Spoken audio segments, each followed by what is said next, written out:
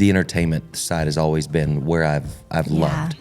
And I team roped quite a bit professionally, and what I learned was I learned a respect for the competitors who devote their lives to being great at rodeo.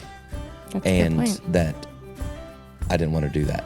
Yeah. I didn't have the mental mindset of dealing with the extreme lows that actual rodeo athletes go through, and then the extreme highs. It goes from A to B, or A to Z rather, so quickly, and I didn't have the mental wherewithal to stay hooked in the lowest moments and know that I could still come out of that and be great.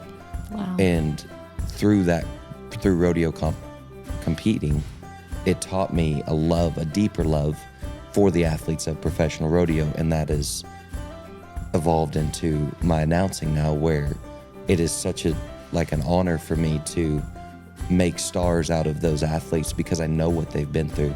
I've seen how much money they invest and what they go through just traveling from one place to another for an entire season, trying to attain and reach a goal and provide for their families, all while doing that. And the evolution of my career is from trick roping into a lot of television for CBS and the PBR and Ride TV and all those sorts of things, and all while announcing a little bit. 2010, I guess, is when I started really announcing, and that was at the behest of my dad. He was really encouraged me to announce. Wow. And it was one of those things where at that time I'm like, no, I'm going to trick rope, and then I'm going to team rope. I'm going to make the NFR on the team roping. You don't know what you're talking about, old man. Yeah. Kind of a deal. Right. And then as my life progressed, God really started to put on my heart, like, this is where you need to be.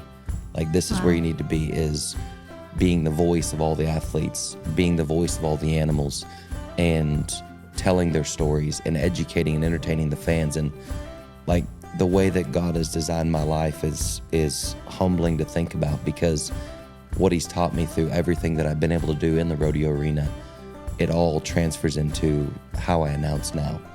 And the entertainment, somebody with the Cowboy Channel the other day, they were like, you're more than an announcer, you're an entertainer.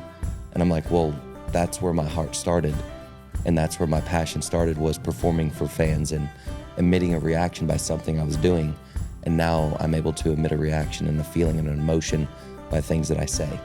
And so it all has worked in, and I'm just grateful to be able to make a living doing something that I genuinely love with rodeo. And I can't talk enough of how much I love and respect the sport of rodeo and the people and the animals of it.